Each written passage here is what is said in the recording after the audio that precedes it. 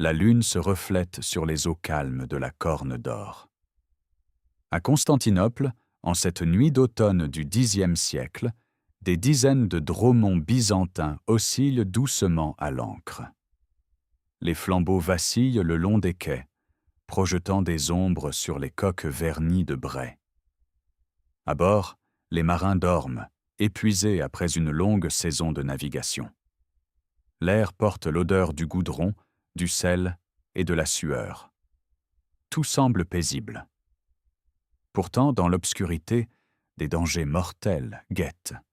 Non pas des ennemis armés, mais des menaces insidieuses, des tueurs silencieux qui ont détruit plus de navires que toutes les batailles navales médiévales. Vous allez découvrir la vérité cachée sur ce qui décimait réellement les flottes byzantines. Pourquoi une nuit au port pouvait condamner un navire? Quelles forces invisibles rongeaient les coques pendant que les équipages dormaient? Comment les armes les plus redoutables menaçaient leurs propres utilisateurs? Et pourquoi la maladie, la négligence et les caprices de la nature constituaient des adversaires plus dangereux que n'importe quelle armada ennemie? Quand nous pensons à la marine byzantine, des images spectaculaires surgissent. Le feu grégeois jaillissant des siphons de bronze, les batailles épiques, la défense héroïque de Constantinople. Ces récits de bravoure dominent notre compréhension de la puissance navale médiévale. Mais la réalité était différente. Pour chaque navire coulé au combat, combien ont succombé aux tempêtes? Pour chaque galère incendiée par l'ennemi, combien se sont embrasés par accident? Pour chaque équipage tombé sous les flèches adverses, combien ont péri de maladie ou de négligence? Nous allons plonger dans les archives archéologiques et historiques. Ce voyage nous mènera des récifs mortels, de Fournis aux chantiers de carénage, des laboratoires du feu grégeois aux cales infestées de rats. Nous découvrirons que la survie d'un empire maritime dépendait autant de l'entretien quotidien que de la puissance militaire.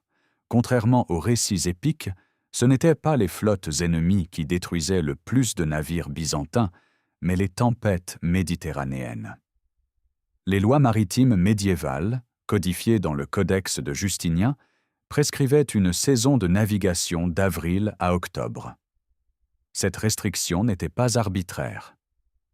Depuis l'Antiquité grecque, naviguer entre novembre et mars équivalait à un suicide collectif. Les tempêtes hivernales transformaient la mer en chaos meurtrier, broyant les coques les plus robustes. En l'an 718, après l'échec du siège de Constantinople, une armada musulmane massive entreprit sa retraite. Des centaines de navires transportaient des milliers d'hommes qui avaient survécu aux défenses byzantines, échappé au feu grégeois, évité les galères impériales. Pourtant, leur épreuve ne faisait que commencer. Les tempêtes d'automne s'abattirent sur la flotte dans la mer de Marmara et l'Égée. Les vents hurlants disloquèrent les coques. Les vagues titanesques submergèrent navire après navire. Seuls 5 navires de cette flotte colossale parvinrent à rentrer en Syrie. Des dizaines de milliers d'hommes périrent noyés, non pas sous les armes byzantines, mais engloutis par les eaux tempétueuses. La mer avait accompli ce que l'Empire byzantin seul n'aurait peut-être jamais pu réaliser: l'anéantissement quasi total d'une armada ennemie. Cette catastrophe n'était pas unique. La Méditerranée médiévale était parsemée de pièges mortels. L'archipel de Fournis, entre Icaria et Samos, illustre parfaitement ces dangers. Les archéologues y ont découvert la plus grande concentration d'épaves jamais trouvée en Méditerranée. 58 navires naufragés, datant de l'époque archaïque à l'ère moderne. Pourquoi tant de catastrophes au même endroit? La géographie de Fournis créait un piège parfait. Des falaises abruptes plongeaient dans des eaux parsemées de rochers affleurant dangereusement. Les navires s'y abritaient par vent du nord-ouest, cherchant refuge dans les criques. Mais des rafales soudaines du sud, rares mais violentes, les projetaient contre les rochers avant que les équipages puissent réagir. Les fouilles sous-marines ont révélé des scènes de destruction brutale. Amphores explosées, ancres tordues par la force des impacts, fragments de coques épareillés sur le fond rocheux. Chaque épave raconte un drame. Un capitaine qui cherchait un abri sûr et trouva la mort. Des marins pris au piège entre les falaises et la mer déchaînée. Des cargaisons précieuses perdues à jamais. Plus à l'ouest, les bancs de Scherki, dans le canal de Sicile, présentaient des dangers similaires mais différents. 24 navires coulés ont été identifiés dans cette zone traîtresse.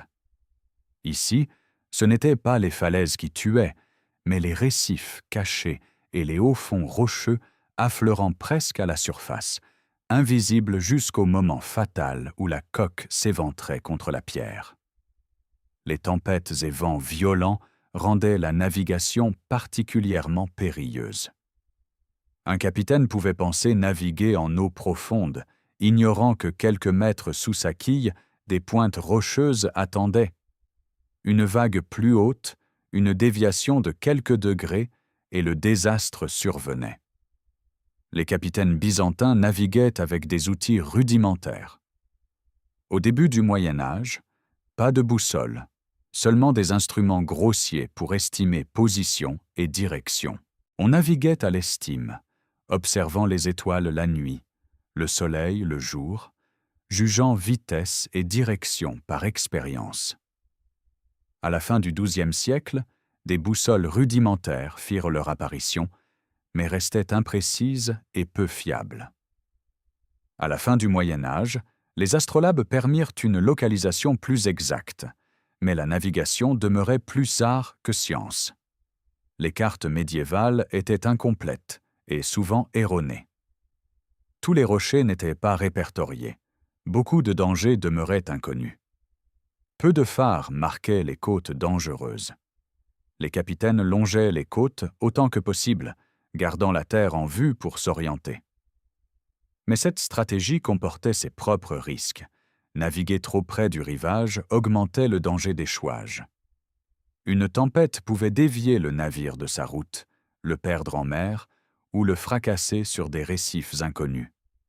La nuit, même par temps calme, la navigation côtière devenait un exercice de tension constante.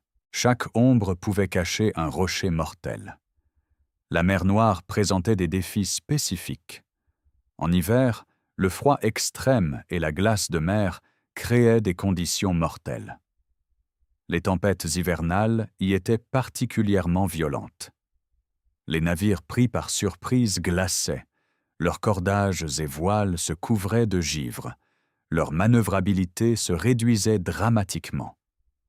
Le gel pouvait fissurer les planches, ouvrant des voies d'eau. Les équipages risquaient l'hypothermie. Pour cette raison, les routes commerciales vers la mer Noire suivaient strictement le calendrier saisonnier. Partir trop tôt au printemps ou rester trop tard en automne signifiait la mort probable. Si les tempêtes représentaient un danger spectaculaire et immédiat, une menace plus insidieuse rongeait les navires silencieusement. Le taret naval. Ces mollusques bivalves marins, malgré leur nom trompeur de vers, perforaient le bois avec une efficacité redoutable. Le savant grec Théophraste décrivait déjà ces créatures destructrices vers 350 avant Jésus-Christ, témoignant que ce fléau tourmentait les marins depuis l'Antiquité. Les eaux chaudes de la Méditerranée et de l'Atlantique offraient des environnements parfaits pour leur prolifération. Les tarets s'installaient dans le bois immergé et commençaient leur œuvre destructrice. Ils perçaient des tunnels, criblant les coques de galeries entrelacées. De l'extérieur, une coque pouvait sembler relativement intacte, les trous d'entrée minuscules étant à peine visibles. Mais l'intérieur du bois était transformé en une structure de fromage suisse, vidée de substance, conservant à peine la forme extérieure. L'intégrité structurelle se dégradait progressivement, insidieusement. Les conséquences de cette infestation étaient graves. Des études modernes ont démontré que les coques infestées de tarets pouvaient absorber jusqu'à 8 tonnes d'eau supplémentaire par rapport aux coques saines. L'augmentation de poids total atteignait 9 tonnes de masse additionnelle. Pour une galère de guerre ancienne, déjà chargée d'équipage, de provisions et d'équipements, ces 9 tonnes supplémentaires compromettaient gravement la performance. La vitesse se réduisait significativement. La manœuvrabilité s'en trouvait affectée. Au combat, cette différence entre un navire sain et un navire infesté pouvait déterminer la victoire ou la défaite. Une galère alourdie ne pouvait ni rattraper l'ennemi en fuite, ni échapper à une poursuite.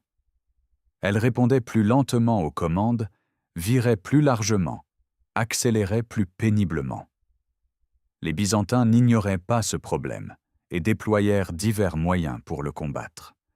La méthode la plus commune consistait à enduire les coques de substances protectrices.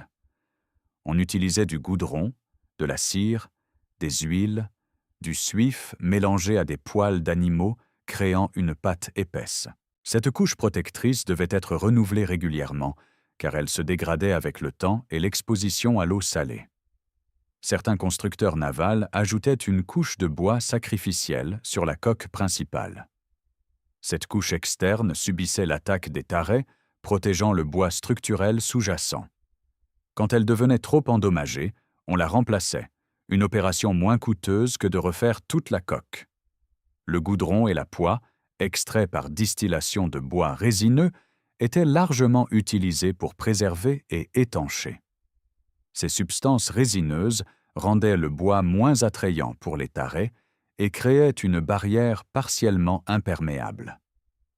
L'odeur caractéristique de goudron, qui imprégnait tous les ports médiévaux, provenait de l'application constante et répétée de ces protections sur les navires. Mais le remède le plus efficace contre les tarets consistait à échouer et sécher les navires pendant l'entretien hivernal. Cette pratique s'appelait le carénage. Sortir un navire de l'eau et le laisser sécher tuait les tarets, qui ne pouvaient survivre hors de l'eau. Ce processus doublait littéralement la durée de vie opérationnelle des navires. Un navire caréné régulièrement pouvait servir 20 ans ou plus. Un navire négligé, laissé constamment à l'eau, se détériorait en quelques années seulement. Le processus de carénage était essentiel, mais laborieux. Sans cale sèche moderne, les équipages devaient abattre en carène leurs navires, une opération délicate et risquée. 2 méthodes principales existaient. La première consistait à coucher le navire sur le côté à flot en utilisant des poulies et des contrepoids pour l'incliner graduellement jusqu'à exposer une moitié de la coque au-dessus de l'eau. La seconde méthode exploitait les marées. On ancrait le navire en eau peu profonde à marée haute, puis on attendait que la marée baisse, laissant le navire échouer sur le fond exposé. Une fois la coque exposée à l'air et au soleil, le vrai travail commençait. Les équipages nettoyaient méticuleusement les organismes marins incrustés. Algues, coquillages, anatifs, tous ces parasites qui s'accrochaient à la coque et augmentaient la résistance à l'avancement. Ensuite, on brûlait l'ancien revêtement protecteur avec des torches à brosse, un travail dangereux qui risquait d'embraser le navire entier si mal contrôlé. Les charpentiers inspectaient chaque planche, remplaçaient celles trop endommagées. Les calfats renouvelaient les toupes entre les planches et le mélange de goudron et de poix qui assurait l'étanchéité. Finalement, on appliquait un nouveau revêtement protecteur sur toute la surface exposée. Puis l'opération se répétait pour l'autre moitié de la coque. Cette maintenance était vitale. Un navire négligé se détériorait rapidement. Accumulation d'organismes marins ralentissant dramatiquement la vitesse, pénétration progressive de la coque par les tarets, pourriture du bois par exposition continue à l'eau. Les flottes qui négligeaient l'entretien payaient le prix fort en navires perdus, non pas au combat glorieux, mais simplement pourris et effondrés dans leur propre port. La discipline de maintenance séparait les marines efficaces des marines défaillantes. Byzance comprenait cette vérité, et l'organisation de ses installations portuaires reflétait cette compréhension.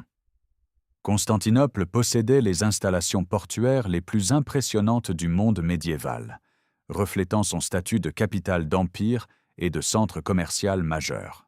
La Corne d'Or, cet estuaire du Bosphore long de 7,5 km en forme de corne incurvée, offrait un havre naturel presque idéal. Profonde, sans marée ni courant significatif, protégée des tempêtes par sa configuration géographique, elle servait de quartier général à la marine byzantine.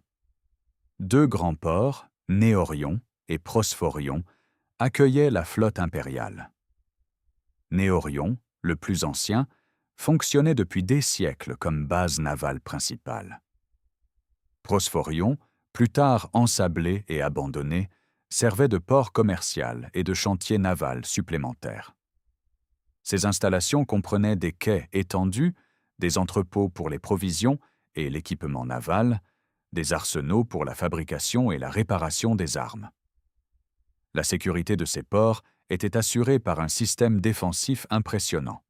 Une chaîne massive fermait l'entrée de la Corne d'Or. Cette chaîne, composée de centaines de lourds maillons de fer forgé, s'étendait de Constantinople à la tour de Galata sur la rive opposée, une distance d'environ 750 mètres. Chaque maillon pesait entre 12 et 15 kg, mesurait 50 cm de long et 5 cm d'épaisseur. Quand la chaîne était tendue, elle bloquait physiquement l'entrée du port, empêchant tout navire ennemi de pénétrer. Ce système défensif protégea Constantinople pendant des siècles, ne fut contourné que 3 fois dans l'histoire byzantine. Le port de Théodose, à Yenikapı, a livré des trésors archéologiques extraordinaires au début du XXIe siècle. Lors des fouilles de 2005 à 2006, menées dans le cadre du projet de tunnel ferroviaire Marmarais, les archéologues ont mis au jour plus de 36 navires byzantins exceptionnellement bien préservés, datant du VIe au Xe siècle. Parmi eux, plusieurs galères de guerre, les premiers restes jamais découverts de navires de guerre à rames de l'Antiquité et du début du Moyen Âge. Cette découverte révolutionna notre compréhension de la construction navale byzantine, révélant des détails techniques précieux impossibles à connaître auparavant. Le Contoskalion, ou port de Julien, actif du VIe siècle jusqu'au début de l'époque ottomane, illustre l'évolution des installations navales byzantines sur presque un millénaire. L'empereur Théophile, qui régna de 829 à 842, fit construire près du port un arsenal comprenant un chantier naval et des armureries. Cet arsenal permettait non seulement de réparer les navires endommagés, mais aussi d'en construire de nouveaux et de fabriquer les armes nécessaires. L'intégration de ces fonctions en un seul complexe améliorait l'efficacité logistique. Plus tard, après les restaurations des empereurs Michel VIII et Andronique II au XIIIe et XIVe siècle, le bassin du Contoskalion fut agrandi et modernisé. À son apogée, il pouvait accueillir 300 galères simultanément, une capacité impressionnante témoignant de l'ambition maritime byzantine. L'empereur Jean VIII ordonna des réparations supplémentaires en 1427, maintenant l'installation fonctionnelle jusqu'aux dernières décennies de l'Empire. Le dromon byzantin standard du Xe siècle incarnait des siècles d'évolution dans la conception navale. C'était une galère birème, signifiant 2 niveaux de rames superposés, équipés de plus de 100 rames au total. L'équipage comptait entre 120 et 160 hommes pour les classes moyennes, le Pamphilon, tandis que les plus grands dromons transportaient jusqu'à 300 hommes, incluant rameurs, marins et marines. Ces navires atteignaient environ 30 à 32 mètres de longueur pour 5 mètres de largeur. Bien que substantiels, ils restaient relativement effilés, optimisés pour la vitesse et la manœuvrabilité plutôt que pour la capacité de charge. La construction navale byzantine avait évolué significativement depuis l'Antiquité. Les anciens constructeurs utilisaient la technique coque d'abord, assemblant d'abord les planches de la coque avec des mortaises et tenons, puis ajoutant la charpente interne. Les Byzantins abandonnèrent progressivement cette méthode complexe et coûteuse pour la technique charpente d'abord, construisant d'abord le squelette structurel du navire, puis fixant les planches dessus. Cette méthode était plus rapide, moins coûteuse, et produisait des coques plus robustes et flexibles, mieux adaptées aux conditions maritimes difficiles. Les dromons abandonnèrent l'ancien éperon sous-marin conçu pour percer les coques ennemies sous la ligne de flottaison, optant pour une épée ou spure au-dessus de l'eau qui fracassait les superstructures adverses sans risquer d'endommager son propre navire. Il disposait d'un pont complet protégeant les rameurs des projectiles ennemis. Ils adoptèrent des voiles latines triangulaires plus efficaces que les anciennes voiles carrées pour naviguer auprès et manœuvrer. Une tour centrale en bois, le xylocastron, ou château de bois, s'élevait près du mât principal, fournissant une plateforme surélevée aux marines pour décocher flèches et javelots sur les navires ennemis. Ces navires représentaient le summum de la technologie navale médiévale, fruit d'innovations progressives accumulées sur des siècles. Leur conception équilibrait vitesse, maniabilité, capacité de combat et endurance. Mais comme nous allons le voir, même les navires les mieux conçus portaient en eux des dangers mortels. Le feu grégeois incarnait l'arme secrète la plus redoutable de Byzance, une innovation qui terrifia les ennemis pendant des siècles. Développé vers l'an 672 par un architecte nommé Kallinikos, originaire d'Héliopolie, en Syrie, qui avait fui sa patrie conquise par les Arabes pour se réfugier à Constantinople, ce mélange à base de pétrole combiné à des résines s'apparentait dans sa conception au napalm moderne. Sa caractéristique la plus terrifiante, il brûlait vigoureusement sur l'eau, créant des nappes de flammes flottantes impossibles à éteindre par les moyens conventionnels. Le feu grégeois était projeté par des siphons en bronze, sorte de tubes métalliques installés à la proue des navires de guerre, actionnés par un mécanisme à pression ou à pompe. Quand un dromon byzantin approchait un navire ennemi, l'opérateur du siphon dirigeait le tube vers la cible et actionnait le mécanisme. Un jet de liquide enflammé jaillissait, pouvant atteindre plusieurs mètres. Au contact de l'air ou du feu d'amorçage, le liquide s'enflammait, transformant les galères byzantines en lance-flammes flottants d'une efficacité dévastatrice. Cette arme sauva Constantinople de plusieurs sièges catastrophiques qui auraient pu mettre fin à l'Empire byzantin. Lors du siège arabe de 717 à 718, une armada musulmane massive encercla la capitale par mer et par terre. La situation semblait désespérée. Mais lors des engagements navals, les dromons byzantins approchèrent audacieusement les navires arabes et déchaînèrent le feu grégeois. Les flottes arabes s'embrasèrent spectaculairement. Les marins ennemis, terrifiés, se jetaient dans les flots pour échapper aux flammes, mais le feu les suivait, brûlant à la surface de l'eau. Des navires entiers devenaient des brasiers flottants, leurs équipages hurlant tandis que le feu les consumait.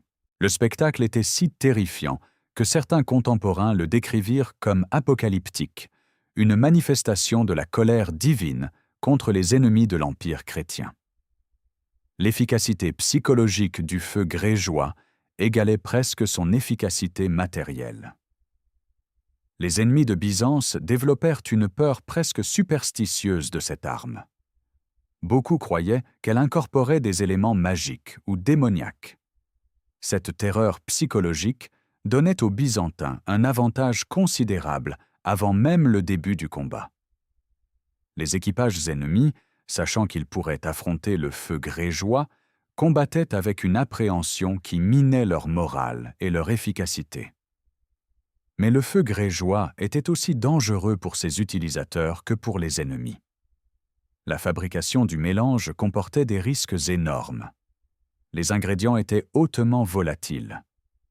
Le processus de mélange devait respecter des proportions exactes, effectuées avec une précaution extrême.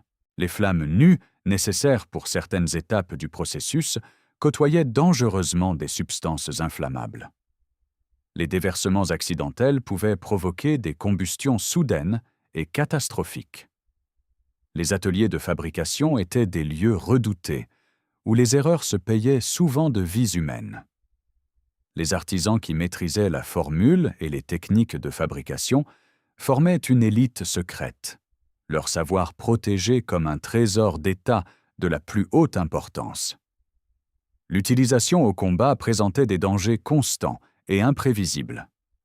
Le facteur le plus critique était le vent. Si le vent soufflait dans la direction de tir, il portait les flammes vers l'ennemi, augmentant la portée et l'efficacité. Mais si le vent changeait ou soufflait contre les opérateurs byzantins, les flammes pouvaient se retourner vers leurs propres navires, transformant l'arme offensive en désastre suicide. Les capitaines byzantins devaient constamment évaluer les conditions de vent avant de décider d'utiliser le feu grégeois. Une mer agitée rendait le maniement périlleux. Les navires roulaient et tanguaient, rendant difficile de viser avec précision. Un opérateur déséquilibré par le mouvement du navire pouvait déverser du liquide inflammable sur le pont au lieu de le projeter vers l'ennemi. La proximité nécessaire pour utiliser efficacement l'arme augmentait le danger.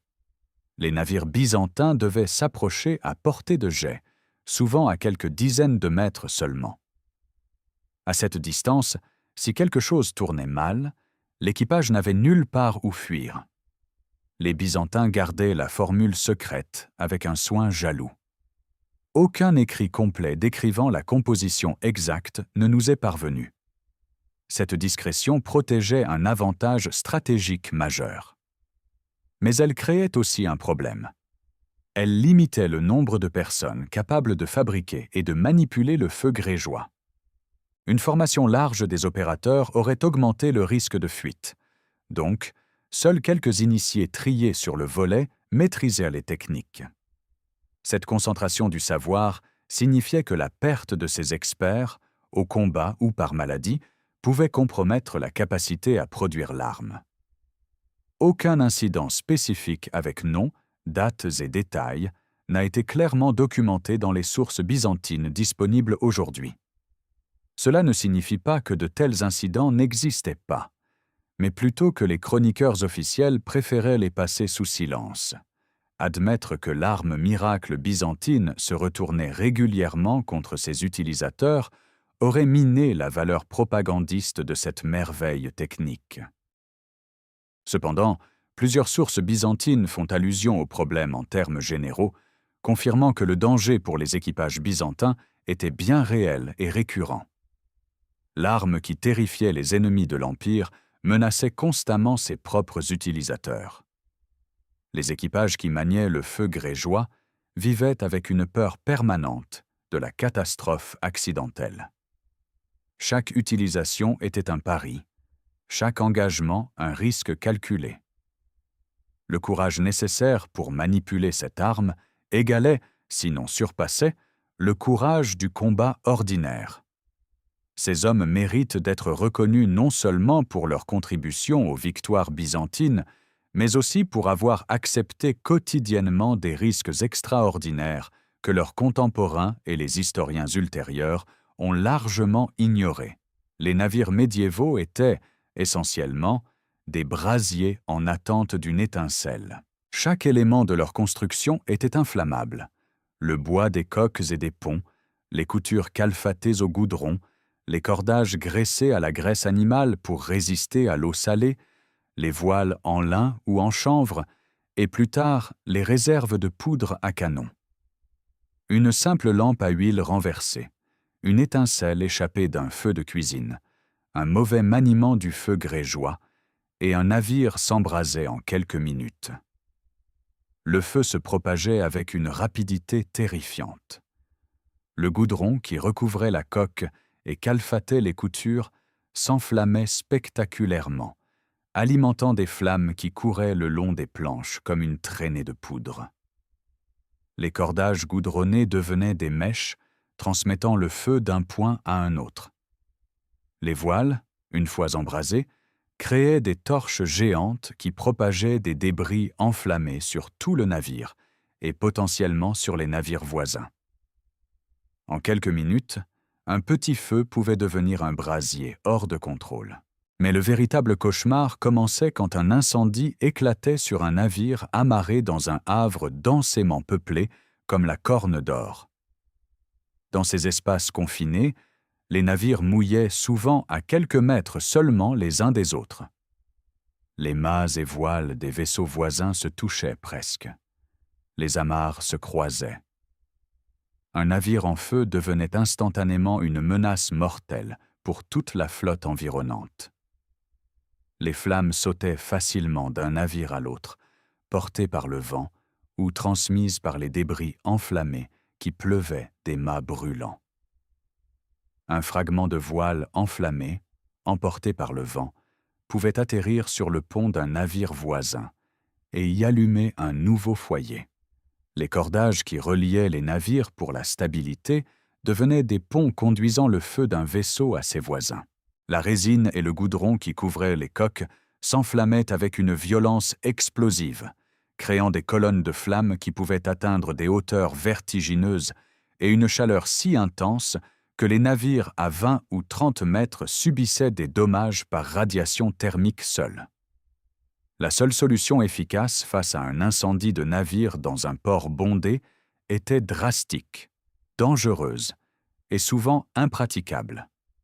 Couper rapidement les câbles d'ancrage et tenter de manœuvrer le navire en feu hors du port, ou au moins loin des autres vaisseaux.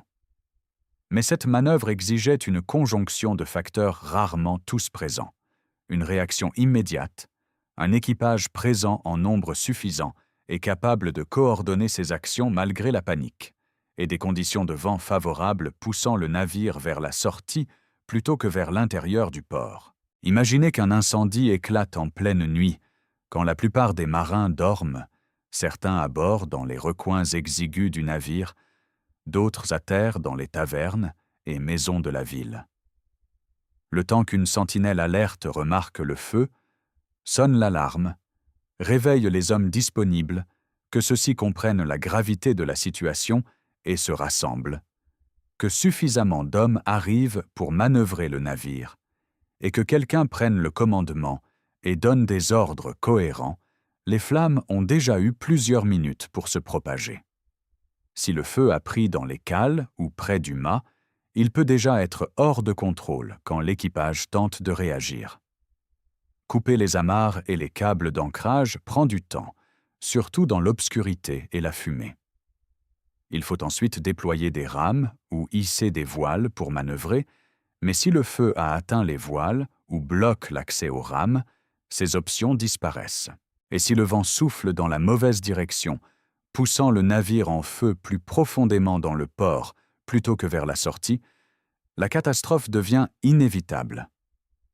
Le navire en flammes dérive lentement vers d'autres vaisseaux, les embrasant à son tour, créant une cascade de destruction. L'histoire maritime médiévale connaissait aussi l'utilisation délibérée du feu comme arme. Les brûlots. Ces navires étaient chargés intentionnellement de matériaux combustibles, bois sec, goudron, huile, tout ce qui brûlait facilement et vigoureusement. Souvent, on utilisait des vieux navires en fin de vie, les transformant en armes sacrificielles. On les enflammait puis les dirigeait vers les flottes ennemies, soit en les pilotant jusqu'au dernier moment avant que l'équipage ne s'échappe sur des canaux, soit en les laissant dériver portés par le vent et le courant vers leur cible. L'utilisation de brûlots était particulièrement documentée pendant les croisades, où les deux camps employaient cette tactique redoutable. Un exemple historique notable remonte à l'an 468 après Jésus-Christ, lors de l'expédition romaine contre l'Afrique vandale. Cette opération militaire massive, impliquant plus de 1000 navires et 50 000 hommes, visait à reprendre Carthage et l'Afrique du Nord aux Vandales. La flotte romaine, commandée par Basiliscus, mouillait au large du Cap Bon, préparant l'assaut final. Le roi vandale Gésric demanda une trêve de 5 jours, prétendant vouloir négocier des conditions de paix. Les Romains acceptèrent.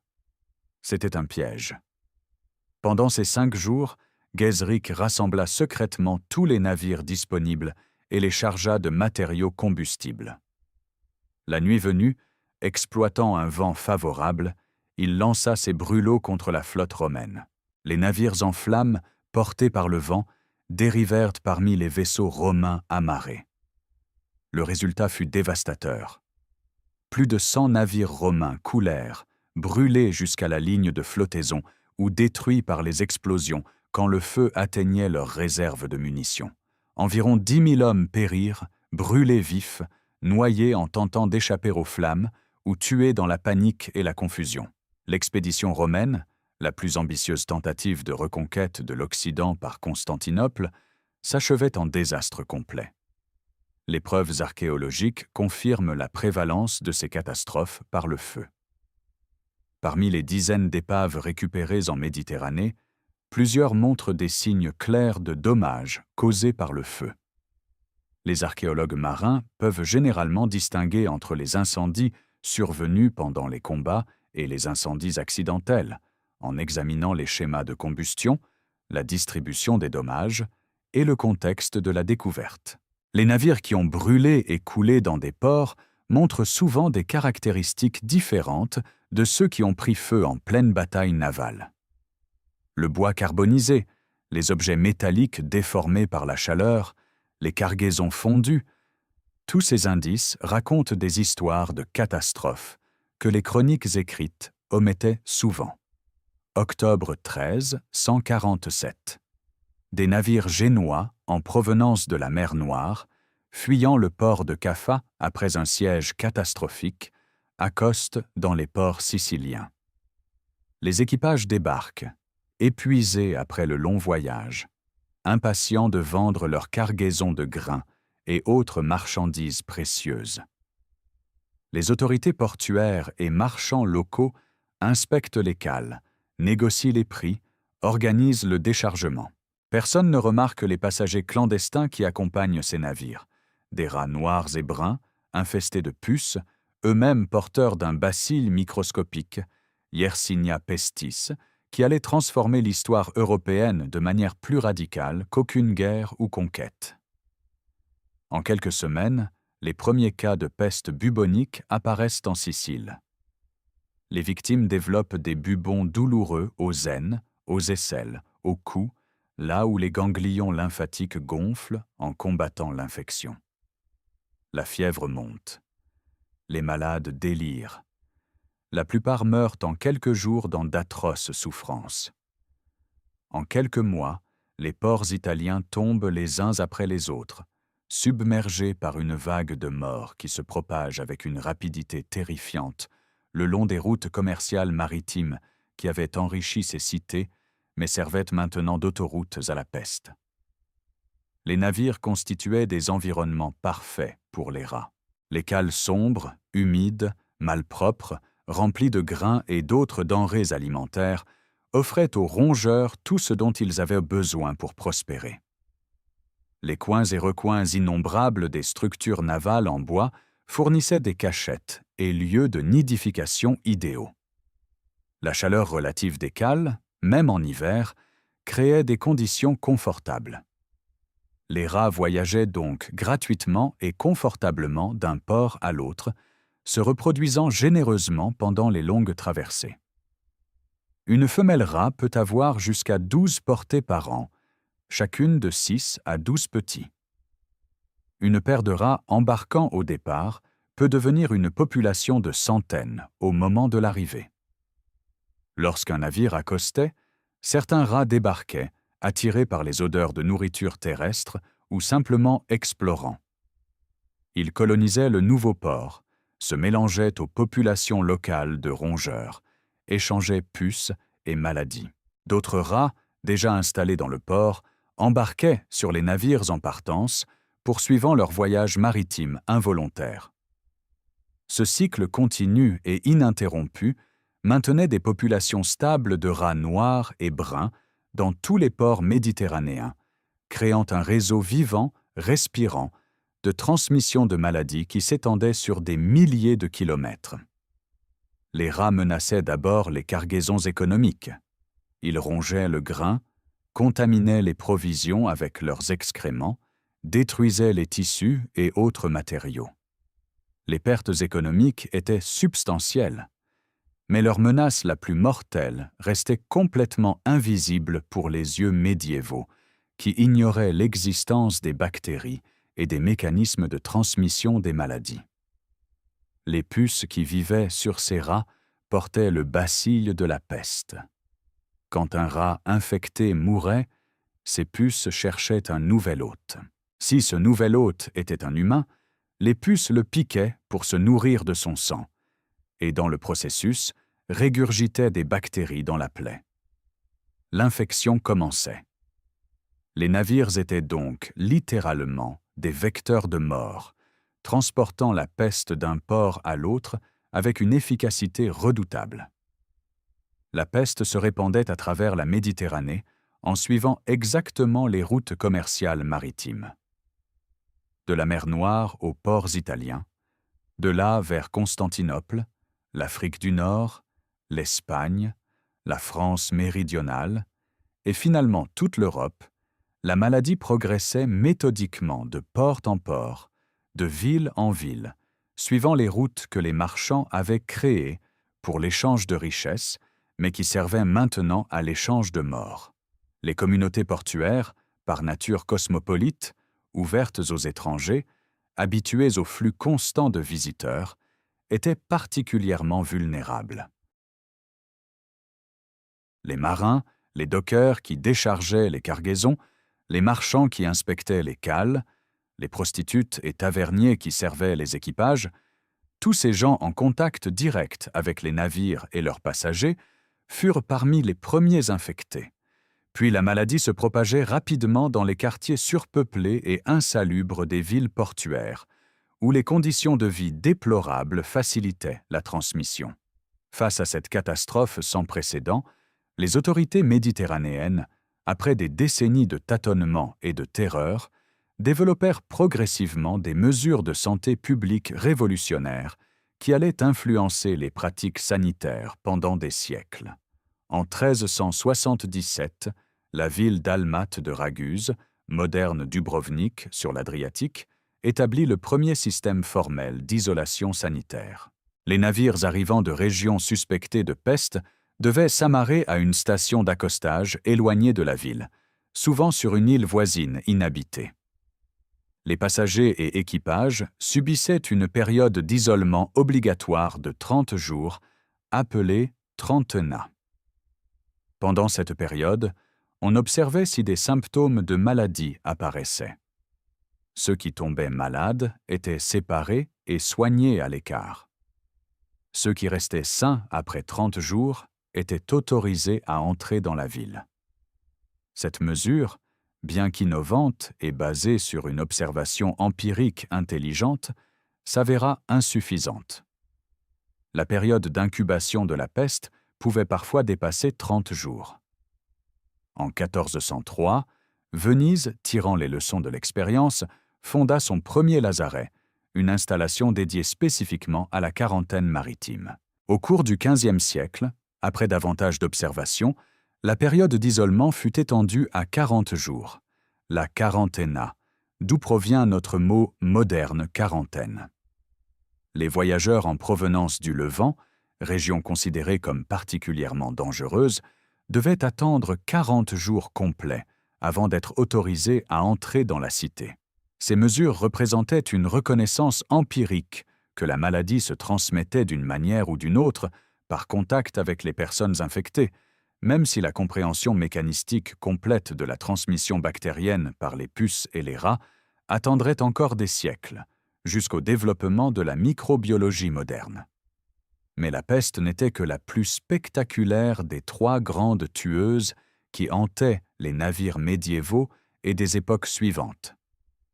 Le scorbut, la fièvre jaune et le typhus formaient une trinité morbide qui fauchait les marins avec une régularité prévisible et inexorable.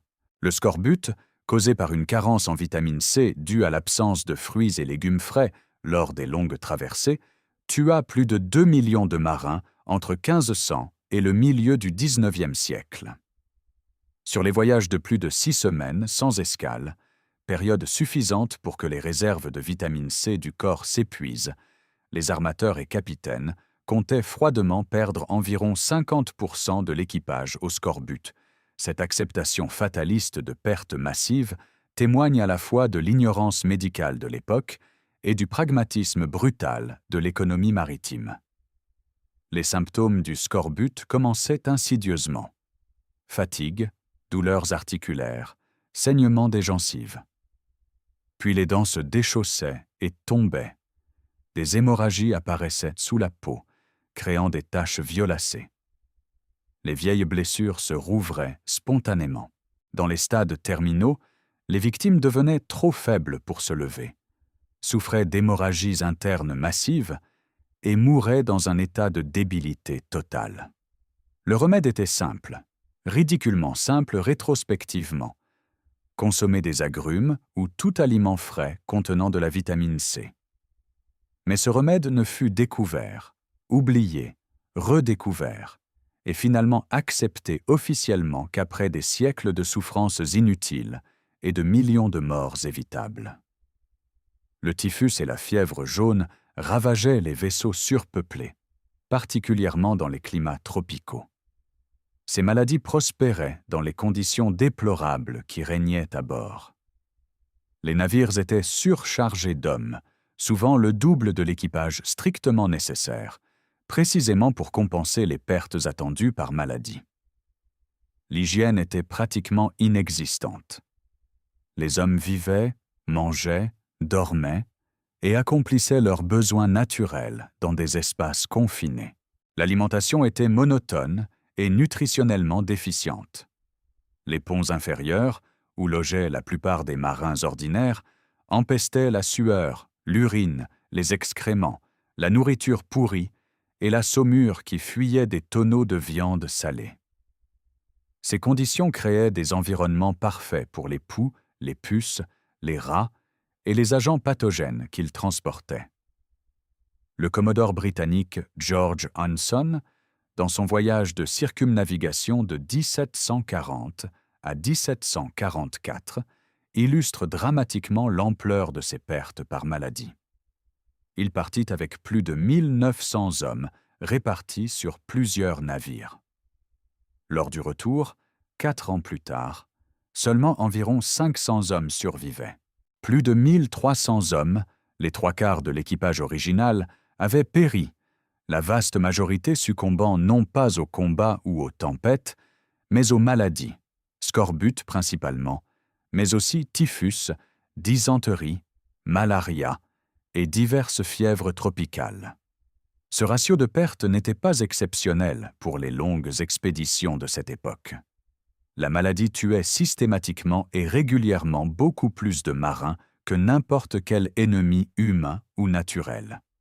En mars 1349, l'empereur byzantin Jean VI Cantacuzène décida que le moment était venu d'en finir avec les Génois qui contrôlaient effectivement le commerce de Constantinople depuis leur colonie de Galata. Il lança sa flotte nouvellement construite, fruit de mois de préparation et d'investissements considérables. 9 grands navires de guerre, des dromons flambant neufs sortis des chantiers navals impériaux, accompagnés d'environ 100 navires plus petits, quittèrent les ports du sud de Constantinople dans un déploiement impressionnant de puissance navale byzantine. L'empereur et ses conseillers anticipaient une victoire décisive qui restaurerait la suprématie byzantine sur le commerce maritime de la région. Mais la nature avait d'autres plans. Une tempête soudaine, un de ces changements météorologiques brutaux qui caractérisent la région, frappa la flotte. Dans des circonstances normales, avec des équipages expérimentés, cette tempête aurait été gérable. Les capitaines byzantins connaissaient ces eaux, avaient l'habitude des conditions locales, savaient comment manœuvrer par mauvais temps. Mais ces navires étaient nouveaux et leurs équipages inexpérimentés. L'empereur, pressé de lancer son offensive, n'avait pas pris le temps d'entraîner correctement les hommes. Les rameurs ne travaillaient pas ensemble harmonieusement. Les officiers ne connaissaient pas parfaitement leur navire. Quand la tempête frappa, au lieu de manœuvrer méthodiquement et calmement, maintenant formation et contrôle, les équipages paniquèrent. La panique en mer est mortelle. Les navires rompirent formation, se heurtèrent les uns les autres dans la confusion. Les rameurs, terrorisés, cessèrent de suivre les ordres, ramant de manière désordonnée. Certains navires perdirent tout contrôle directionnel. Les officiers hurlaient des ordres contradictoires. Dans ce chaos, les navires devinrent vulnérables. Les Génois, eux, disposaient d'équipages endurcis, de marins professionnels qui avaient passé leur vie en mer. Ils exploitèrent impitoyablement la désorganisation byzantine. Les navires byzantins furent soit coulés dans la confusion, soit capturés par les Génois qui les abordèrent pendant que leurs équipages paniqués étaient incapables de résister efficacement. Reflétait une conscience aiguë de ces dangers. Les Tactica de l'empereur Léon VI, un traité militaire écrit au début du Xe siècle, conseillait explicitement la prudence en matière navale. Une section, la Constitution 19 sur la guerre navale, avertissait « À moins qu'une nécessité urgente ne vous y force, vous ne devriez pas vous lancer dans une bataille rangée. Car nombreux sont les revers de ce qu'on appelle la fortune. » Cette sagesse durement acquise reconnaissait qu'en mer, où tant de facteurs échappaient au contrôle humain, la prudence, la préparation minutieuse et l'évitement des risques inutiles valaient mieux que la bravoure téméraire et l'agressivité imprudente. Une étude britannique menée en 1976 révéla que l'erreur humaine causait environ 80% des accidents maritimes, une proportion restée remarquablement stable à travers les siècles. Même à l'époque médiévale, bien avant cette étude, les observateurs perspicaces reconnaissaient que la plupart des catastrophes maritimes résultaient d'erreurs humaines plutôt que de forces naturelles incontrôlables. La navigation était inexacte, presque aléatoire jusqu'au XXe siècle. Les aides à la navigation, cartes et phares, n'étaient pas systématiquement fiables.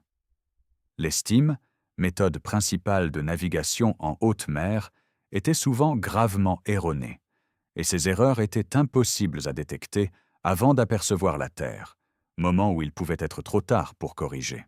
Les rameurs des galères médiévales vivaient et travaillaient dans des conditions particulièrement brutales. Au début du Moyen Âge, la plupart des galéotis étaient des hommes libres, citoyens ordinaires accomplissant leur service, et le métier de rameur était considéré honorable, une contribution essentielle à la défense de la cité ou de l'Empire. Plus tard, particulièrement au XVIe et XVIIe siècle, on utilisa de plus en plus des condamnés de droit commun et des prisonniers de guerre comme rameurs. Les conditions de travail et de vie se dégradèrent dramatiquement. L'air dans les cales, où les rameurs passaient la majorité de leur temps, était étouffant, chargé de vapeurs humaines et d'odeurs corporelles concentrées. La peau s'ulcérait au contact constant de l'air salé et de la sueur. Les corps portaient les cicatrices de coups fréquents administrés par les surveillants pour maintenir le rythme et la discipline. Le travail de la rame était physiquement épuisant. Au combat, il exigeait des accélérations brutales, des virages serrés exécutés en quelques secondes, des changements de vitesse instantanés. Entre ces moments d'effort explosifs, les rameurs devaient rester assis, attentifs, prêts à réagir instantanément aux ordres hurlés du maître de nage. Une carrière de 10 ans comme rameur était considérée comme exceptionnellement longue. La plupart mouraient ou devenaient physiquement incapables de continuer bien avant. Sans eau potable suffisante, particulièrement en été méditerranéen, les rameurs mouraient simplement de déshydratation et d'épuisement thermique. Les erreurs dans le maniement des rames pouvaient être fatales pour tous. perdre la synchronisation, pouvait faire chavirer la galère ou la faire tourner en rond, la rendant vulnérable. Lors des combats navals, une tactique courante consistait à briser les rames ennemies, soit en les frappant directement avec son propre navire, soit en manœuvrant pour qu'elles se brisent contre la coque. Cette tactique rendait les navires immobiles et blessait ou tuait souvent les rameurs, dont les rames se brisaient brutalement, les frappant violemment ou les projetant. La piraterie plagua la Méditerranée médiévale comme une maladie chronique incurable. Les ports, lieux d'échange et de richesse, attiraient inévitablement ceux qui préféraient voler plutôt que commercer. Les premiers raideurs maritimes ne se contentaient pas d'attaquer les navires en mer, ils assaillaient aussi les villes côtières. Ils débarquaient soudainement, pillaient ce qu'ils pouvaient emporter, capturaient des habitants pour les vendre comme esclaves, puis repartaient avant que les défenses puissent s'organiser. Cette menace constante força de nombreuses grandes cités à se relocaliser à plusieurs kilomètres du rivage, abandonnant leurs ports historiques pour des emplacements plus sûrs mais moins commodes pour le commerce maritime. La menace persista et s'intensifia même à travers les siècles. Au XVIIe siècle, les flottes nord-africaines, opérant depuis les ports barbaresques d'Alger, Tunis et Tripoli, menèrent des raids spectaculaires qui terrorisèrent toute l'Europe. Ils pillèrent jusqu'en Islande, une audace presque incroyable, et saccagèrent même les ports méditerranéens de l'Empire ottoman, pourtant puissants, démontrant que personne n'était véritablement en sécurité. Les pirates opéraient depuis des havres sûrs, où ils écoulaient leurs prises et se ravitaillaient. Identifier ces havres n'était pas difficile. Les ports avec des marchés d'esclaves prospères signalaient généralement la présence de pirates.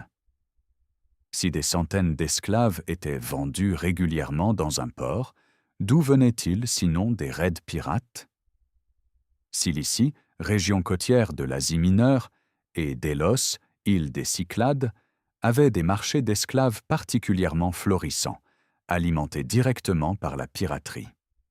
L'exemple de Rhodes illustre l'importance de la sécurité maritime pour le commerce. Rhodes, situé stratégiquement sur les routes commerciales majeures, possédait 5 excellents ports naturels. Son économie florissante dépendait entièrement d'eau sûre. Rhodes maintenait donc une marine puissante dédiée à la suppression de la piraterie dans sa région. Les navires rhodiens patrouillaient constamment, attaquaient les bases pirates, escortaient les convois marchands.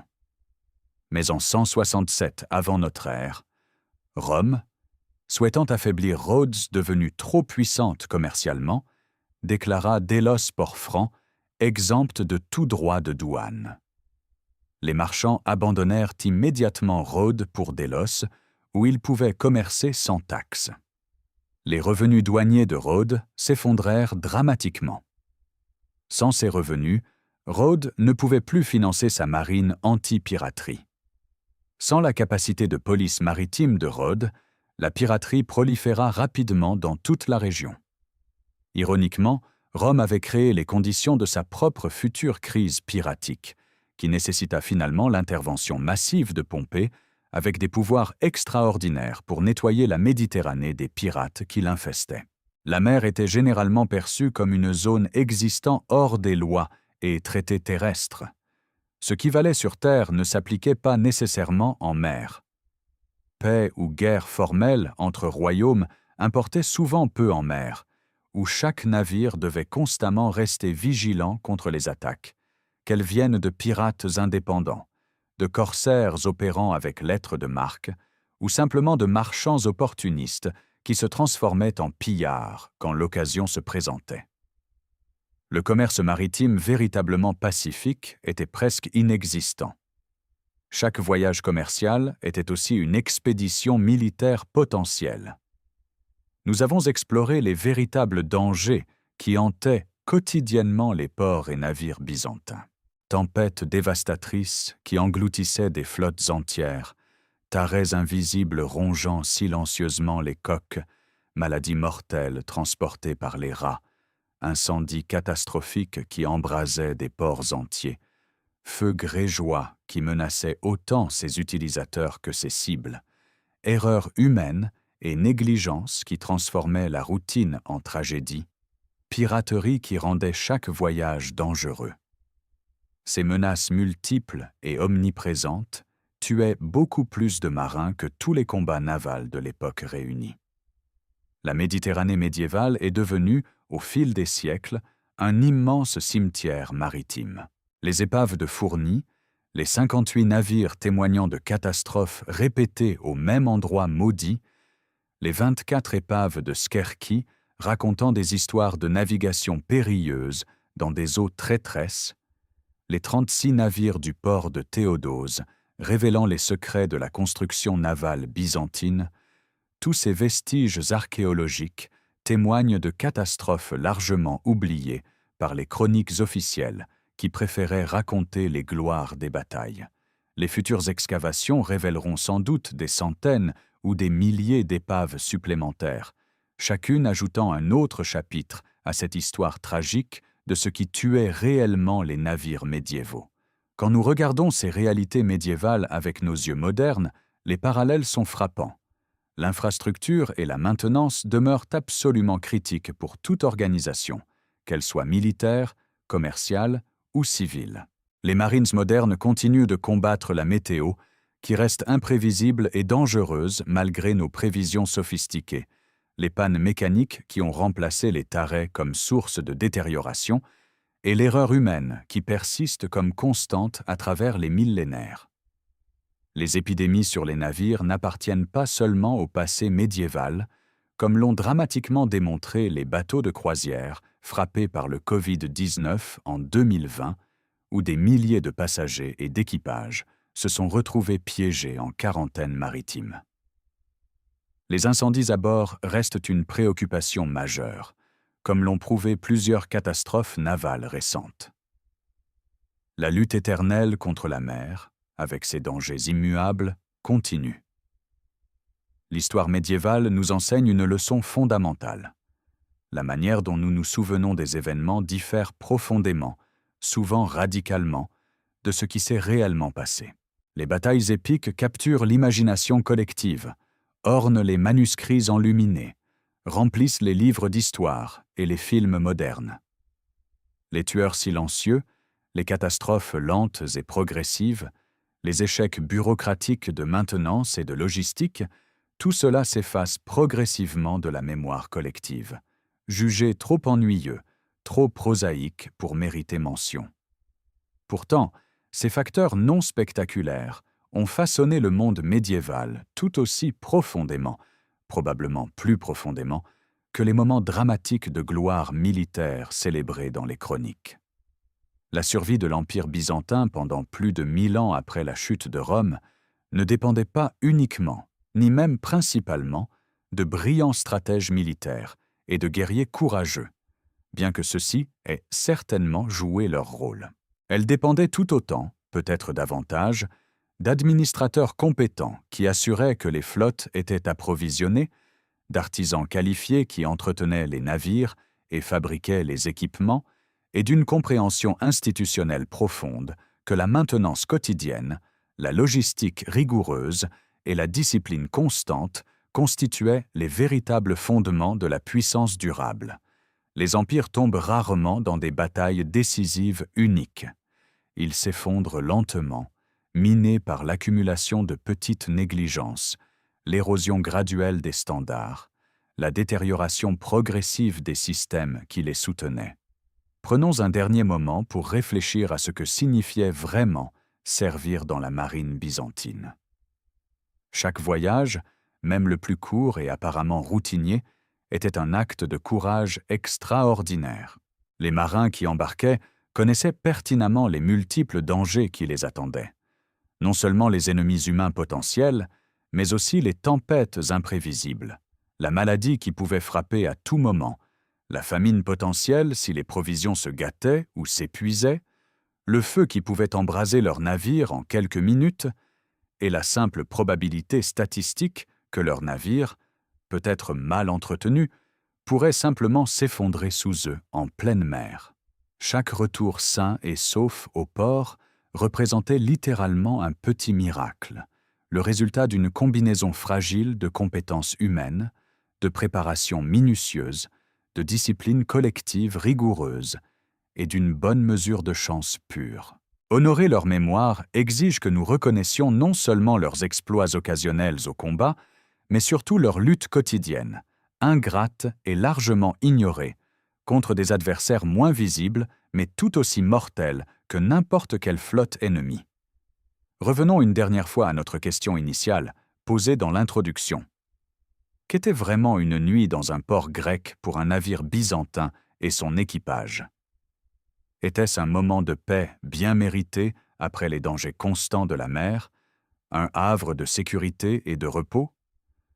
Ou présageait-elle un désastre imminent, le navire vulnérable aux incendies, aux tarets, aux maladies, à la négligence? La réponse, comme nous l'avons découvert tout au long de cette exploration, est qu'elle était les deux simultanément, paradoxalement. Chaque nuit au port offrait le répit nécessaire et vital, permettant aux équipages de se reposer, de se ravitailler, d'effectuer l'entretien indispensable. Mais elle comportait aussi ses propres dangers distincts et mortels. Les marins byzantins vivaient dans un équilibre précaire constant entre ces risques concurrents, ne trouvant jamais de véritable sécurité absolue, mais seulement différentes configurations de danger. Merci de m'avoir accompagné dans cette exploration des menaces cachées qui hantaient les ports et navires byzantins. J'espère que vous avez découvert une perspective entièrement nouvelle sur la puissance navale médiévale, une perspective qui reconnaît que derrière chaque flotte glorieuse se cachait une bataille quotidienne ingrate mais cruciale contre la détérioration, la maladie, le feu et les caprices impitoyables de la nature.